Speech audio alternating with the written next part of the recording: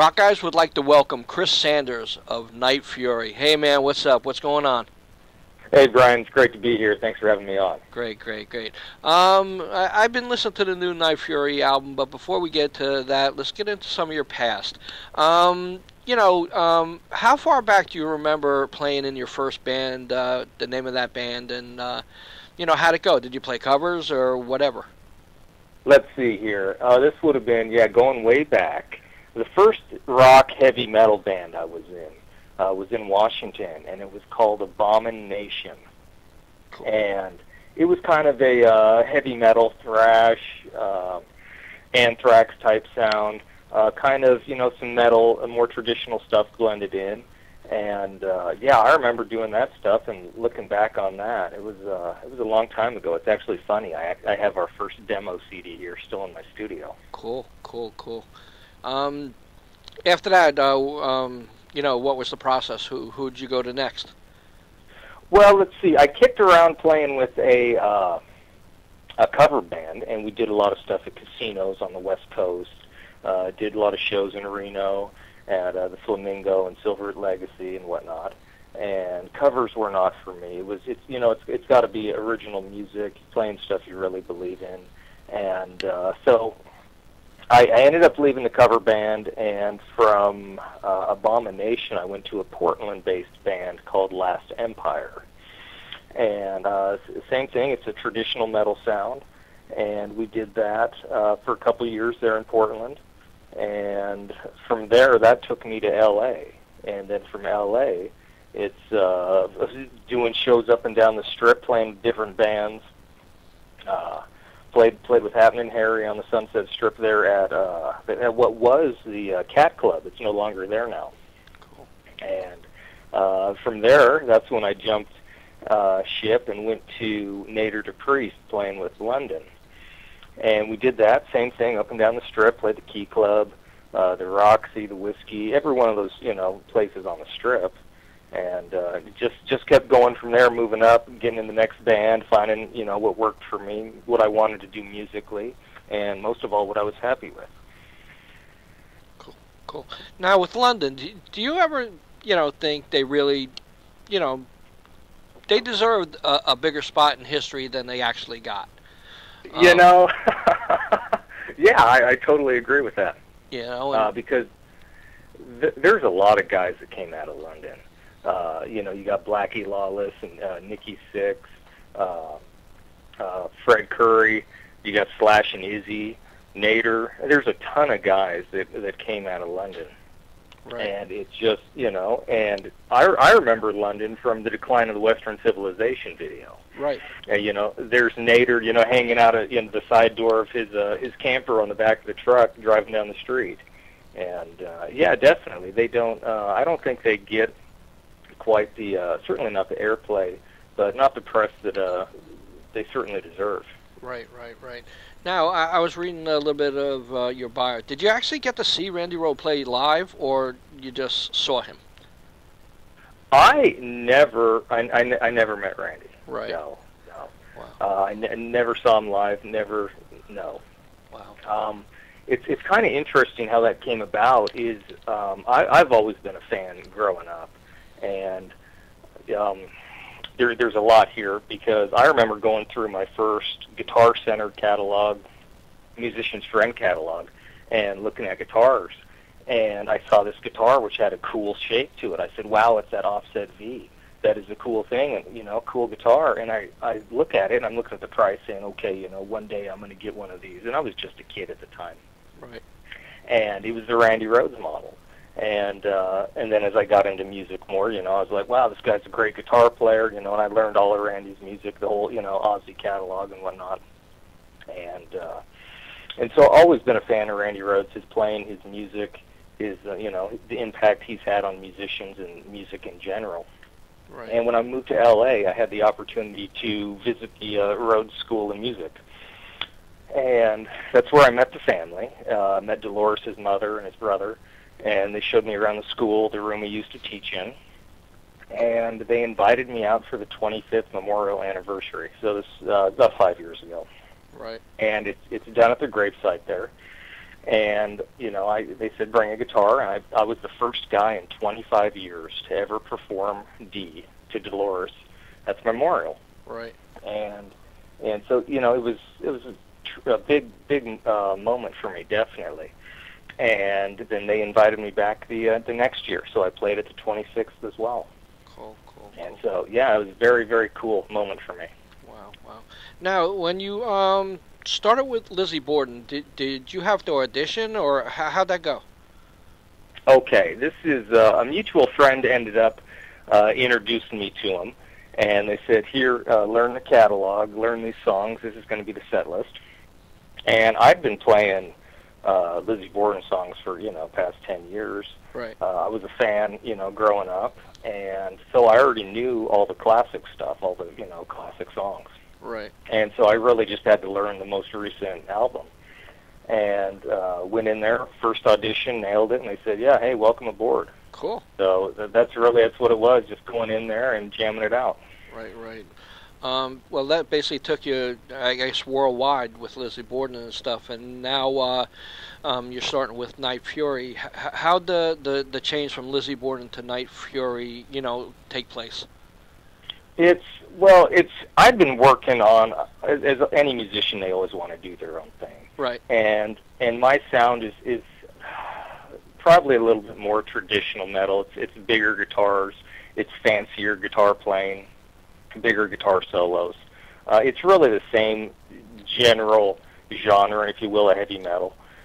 You know, there's some differences, you know, with the progressions and whatnot. I'm more of a power metal guy. And, you know, it was time for me to do my own thing, you know, instead of working for somebody. I wanted to be my own boss. I said, you know what, I want to do my own thing. And so, you know, I've been working this stuff for, I don't know, probably the tail end since I was in Borden, just playing these songs, you know, getting them how I want them, how I think they should be. And so it's the Night Fury record is definitely a true testament of who I am as a musician and where I want to go musically. Right. How'd you recruit the members for the band? Well, let's see here. I had, once again, back when I was playing with Lizzie, I did a record with the Northern Light Orchestra. Right. And, you know, it's all these big-name guys, you know, great players, just a ton of people. And so I'd already been working with, so that's how I started working with Ken Murray and David Ellison. And I knew them from that project, and I said, well, hey, guys, you know, I'm doing this metal thing here. And I sent them the music. They're like, wow, hey, this is great stuff. Yeah, definitely, love to be a part of it. And so they came in, laid their tracks down, and the rest is history. I mean, that was it. We went into the studio and made it happen. Right. Now, William King, the singer, I had not ever worked with him before. Right. And I got his name from a radio DJ here in Phoenix.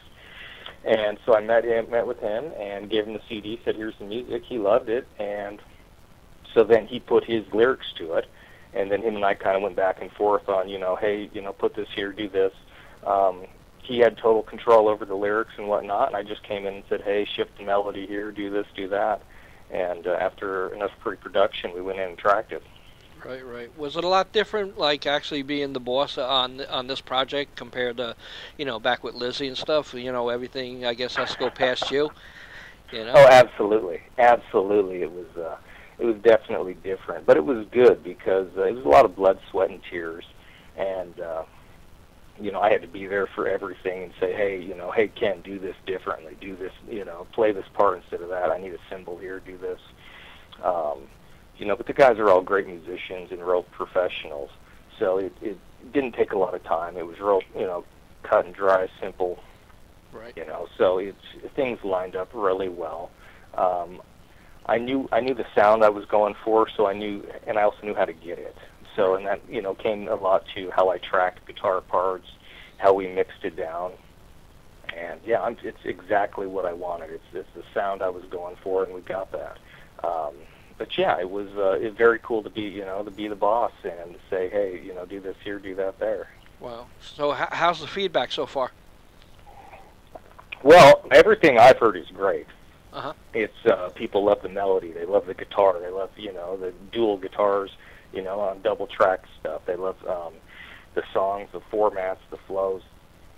Everything goes good. I haven't heard any negative comments. It's selling great. Things are doing good.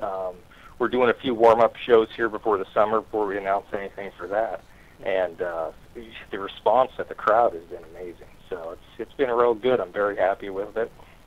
I kind of put everything in this, and to get positive feedback, it makes you feel real good. Right.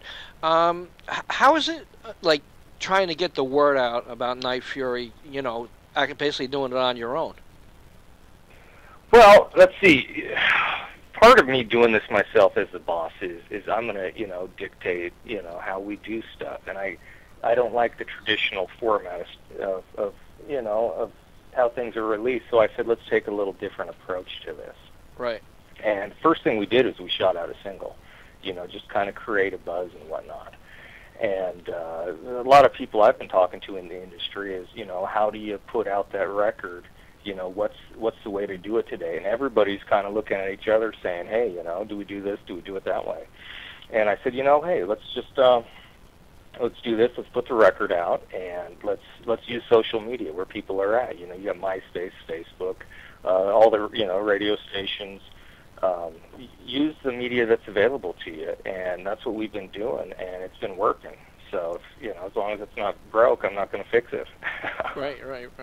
I definitely enjoyed the CD and stuff like that, and like being a Lizzie Borden fan. I mean, I saw you a couple times. I guess Rocklahoma, over here in New Jersey at Dingbats, different venues I saw you at. But like, since there was like more than one guitarist, like you really couldn't focus like, on one person.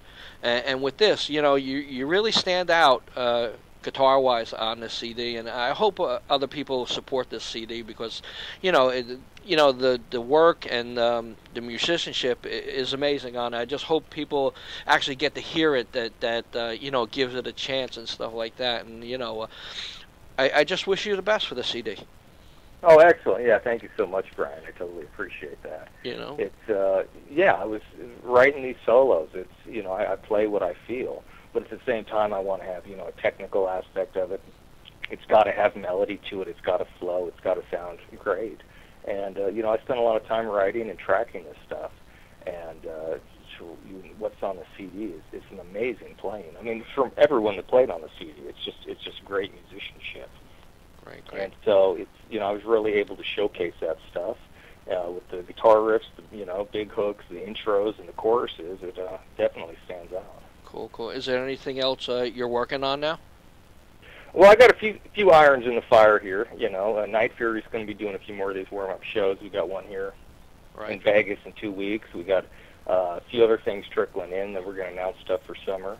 And then I got a few other things going on. You'll be the first one I'll let you know about. Great. Congratulations once again. Would you like to say anything to your fans out there? Yeah, absolutely. Thank you for the support. You rock. Check out nightfury.com. You can get CD, T-shirts, information on shows and whatnot. It's all right there, nightfury.com. Thanks a lot, man. I appreciate you talking to me. Hey, right on. Thank you, Brian. Bye-bye.